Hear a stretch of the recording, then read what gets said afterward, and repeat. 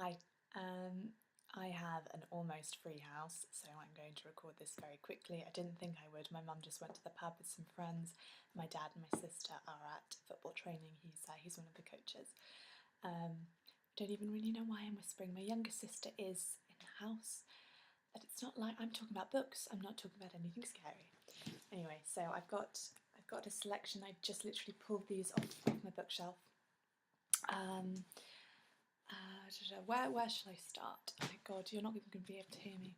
Okay, so I'm reading this at the moment. I couldn't find my copy of Germaine Greer's The Female Eunuch. It's one of my favourite books. A lot of people hate Germaine Greer. A lot of people hate feminists in general, modern feminists. Wrongly so, I would say. Yeah, I couldn't find a copy of The Female Eunuch because it's in kind of 3 pieces, and it was an old tattered book to begin with, brought down by the women in my family.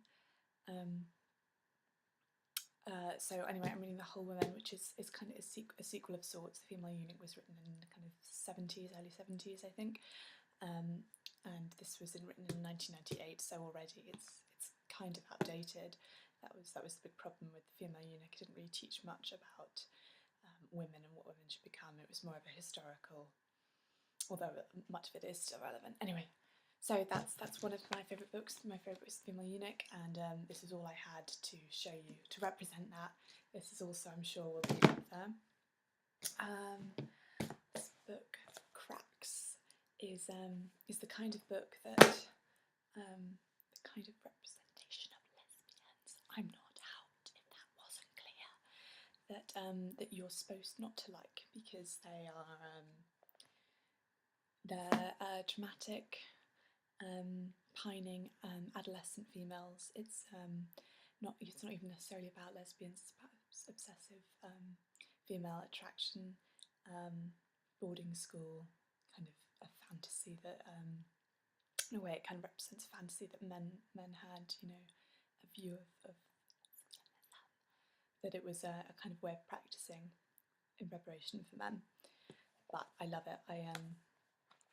It's kind of annoying in a way. It starts with little segments, little bits of poetry, which you might think is a bit kind of self-righteous and a bit please. But other than that, and even then, some of the segments are actually very good. The narrator is very sure of herself. She's very confident. Sometimes she's so involved in this kind of atmospheric. It's been related to The Lord of the Flies, a kind of female version of The Lord of the Flies, because the girls get so intoxicated. These are schoolgirls, and they get absolutely intoxicated by their mysterious teacher, Miss G. And it turns out Miss G is actually a bit and gets slightly obsessed with one of the pupils. There was a film about it. Film based on the book recently with the absolutely beautiful Eva Green. Miss G, another Miss G. Oh, it's not that interesting. So yeah, so that's one of them. Another one is a happier and more popular representation of lesbian relationships. You're really not going to be able to hear me. I'm totally whispering. Headphones on and volume up really loud, and you might have a chance. Read my lips. Fried green tomatoes. Tomatoes. Whoa. That's the film's influence. It's a really good book. I'm sure you should know the plot. Watch the trailer for the film if not. Great film and book. I saw the film before the book if it wasn't obvious, but I'm really glad I read the book because the relationship there is much richer. That's not always true. I heard about the film version of this book before I read it, but I read it before the film was made. If that makes sense, I've read a press release. It doesn't matter. Anyway, I actually prefer the film. Prefer the book. Another film, actually, The Hours. I saw the film before I read the book. I preferred the book in a way. Actually, I go back and forth. Sometimes I prefer the film of The Hours because I love the actresses in The Hours, but it was also a very good book. Everyone is gay in The Hours. Everyone. It's a good read. They even talk about some men. Just kind of, I can't remember who the characters are. They're not main characters. They talk about the idea of a gay male superhero and why it wouldn't work and why they hoped it would work or something. I've only read it a couple of times. I can't even find it. This is Engleby, Sebastian Faulk's Engleby. It's a really good book. It's about the life of this guy, Mike Engleby. He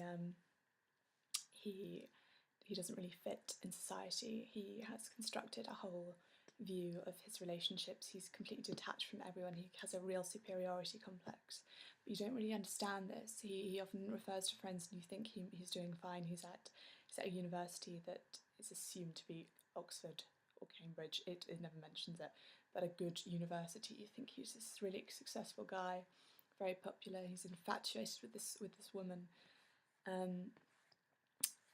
But quite quickly you begin to realise he talks about these friends, but he never has conversations with them, and he ends up, spoiler alert, he ends up in a mental asylum, and he's a bit touched, but they don't really have a specific disorder, and maybe that was lazy writing on Fawkes' part, but the writer knows a lot about psychology, and that kind of scared me, because I am interested in psychology, and I've often been scared that just maybe because I don't really have a proper place in the world being gay, and but also being feminine, I feel a bit in between. I feel very unclassified, and like the character, there is no proper classification. He has a borderline personality disorder, which is kind of psycho speak for we don't know what's wrong with him, but he's not right. And that thought has always scared me, that I was a bit mental, or was in danger of going, a bit over, a bit losing touch with reality, and there would be no proper name for it. It wouldn't be schizophrenic or bipolar. I would just be a bit not right.